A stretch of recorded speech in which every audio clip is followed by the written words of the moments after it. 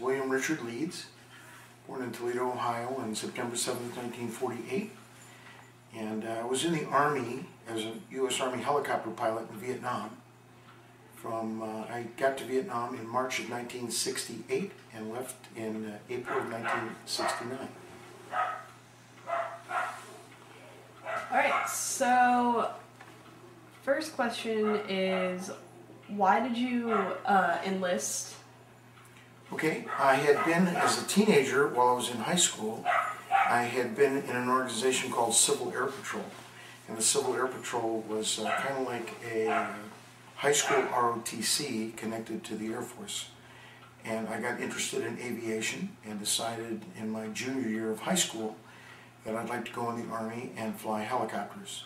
At that time, the Army was the only one of the military services that allowed people just out of high school, if they passed the test, to be able to go to pilot training. In all the other military branches, you had to have a 4-year college degree. And I wanted to go in right out of high school, so it was really my only opportunity at that age to go through pilot training. Was Vietnam actually like happening at that time, or was it before Vietnam? Oh, it was happening. It had started about 1964 roughly, and by 1967-68, the time frame I was there, 69, it was in full swing. We had the largest contingents of Americans there, probably in 69, 70, 71, over 500,000 men. So it was already built up and in full swing by the time I got there. Do you remember how your boot camp was, or your training experience? All Army people, even if they're officers, at that time had to go through regular Army basic training.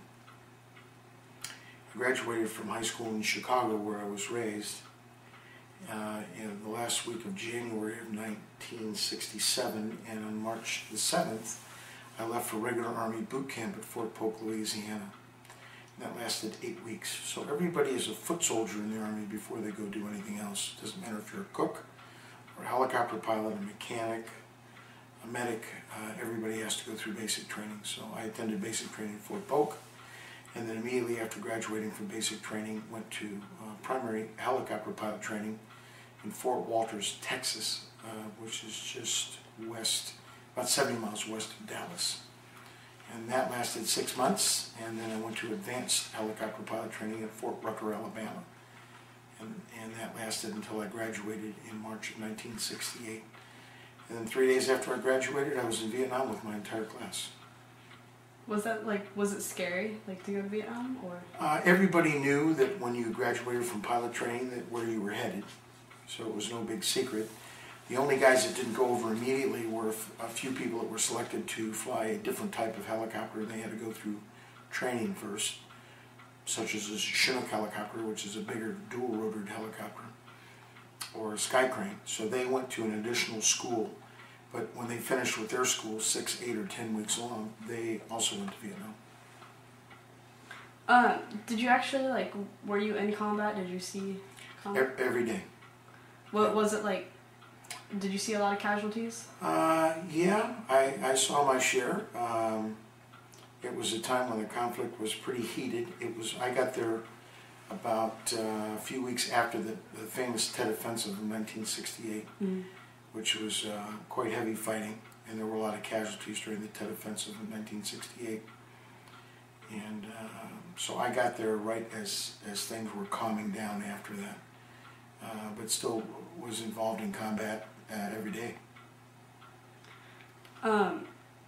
So did you actually, like, see people fall? Did you see people die? In a role of all the helicopters at some time or another get called upon for medical evacuation of wounded. If you're in the area and somebody gets wounded, then you would stop by that location and help evacuate them to a field hospital. So in terms of that, I saw both Americans get shot and wounded, and North Vietnamese regulars and the enemy. We would evacuate them as well. How did that affect you? I was very young at the time. You know, I was just out of high school and through pilot training that took about a year.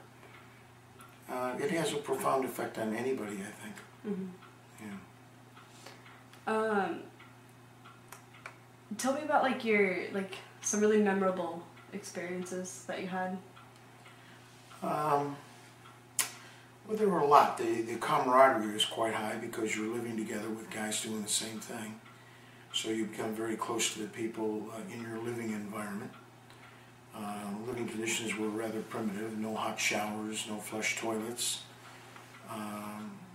Oftentimes food out of sea ration cans, cold.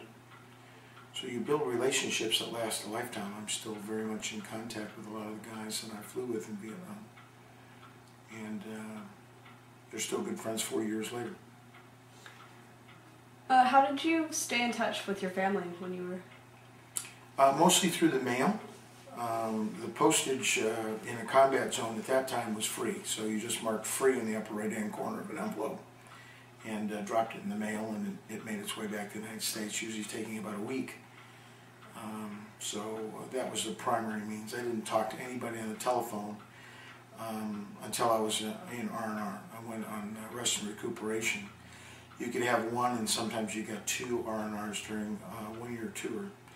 And my first one was to Sydney, Australia, which was quite nice to get out of a combat environment and go to Sydney, Australia, where the girls were in bikinis and it was summertime. So did you feel like a lot of pressure or like a lot of stress while you were in the combat zone? At times it was stressful if you were getting shot at, or if you were flying through bad weather, or you were called upon in the middle of the night to go fly in bad weather. It could become very stressful. Well, did you ever feel like scared you would do something wrong, or like oh, what if I forget this? Or... Not necessarily wrong, but you're not only responsible for yourself and the helicopter, but responsible for the mechanic on board and the 2-door gunners and your co-pilot. So there's a responsibility for the entire crew and the airplane. I have a question. Were you ever shot down? Once. Yeah, I was shot down once. The helicopter was destroyed, but nobody was hurt. Was there anything special you did, like for good luck, or? No, I can't think of anything, any ritual or anything that we went through. There was usually at the end of a day or at the end of a mission when you got back, you could purchase beer at a little club, and you could purchase cold beer and a burger and that kind of stuff. So that's pretty much what you did to unwind. A lot of the fellas gambled. I wasn't a gambler, so I wasn't involved in too much of that. And you really look forward to your rotation home date as well as your R&R date to be able to go on R&R. I had a second R&R to Bangkok, Thailand, which I really enjoyed for a week as well. Do you recall the day that your service ended? The service in Vietnam ended in April of 1969. I flew home, I had 30 days leave, and then I was stationed for another 2 years, another year and a half actually, in Germany, flying helicopters for the U.S. Army in Germany. Of course, that's when we had East and West Germany.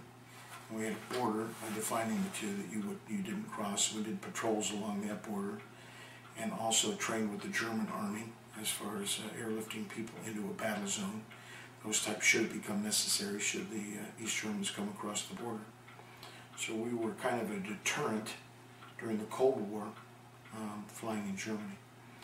And then I got out of the Army in September of '70 and traveled around Europe for a year before I came back home. I have another question. Do you remember seeing the effects of napalm in Agent Orange? Agent Orange was very prevalent in the specific area that I was in, and I had witnessed napalm being dropped from Air Force airplanes, Air Force fighters, but I never really saw the results of what it did other than seeing it at a distance.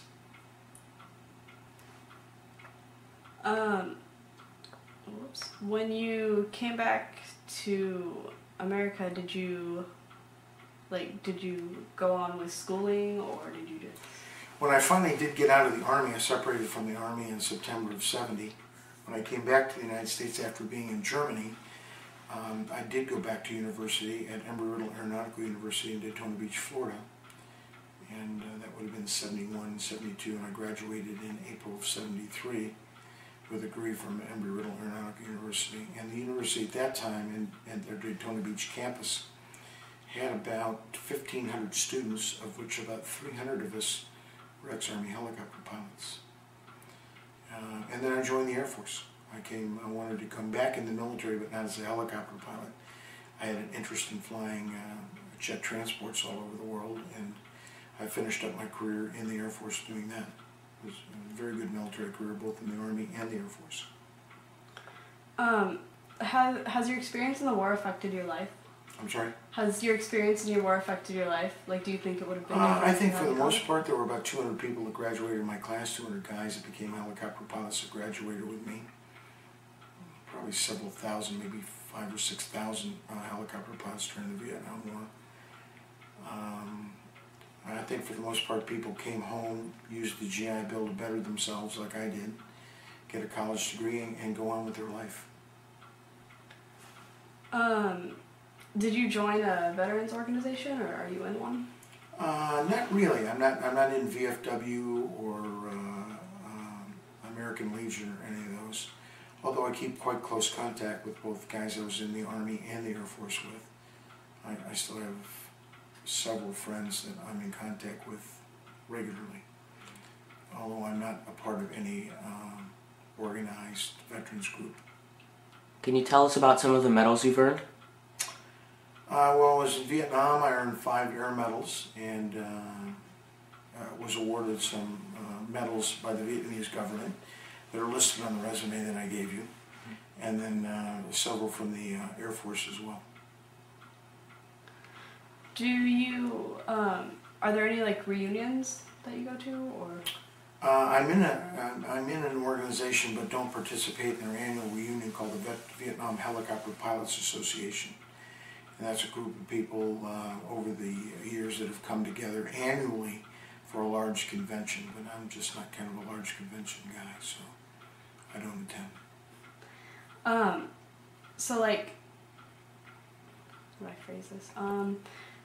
Like, do you ever have like nightmares about it, or do you just sit and think about it? No, myself and most of the people I'm in contact with have been able to move on without having any flashbacks or nightmares or any of those types of things.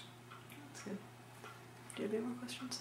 Yeah. When you were flying specifically in missions in Vietnam, was there any times where you realized that if you hadn't enlisted, like what your life would have been like, or like specifically any time that you were in Vietnam flying that you were thinking about, gee, I wish I would be home right now, or I wish I would be anything like that? No, it had been my desire, like I said, since I was in high school to fly for the military, so I was quite pleased with my career and how things had worked out.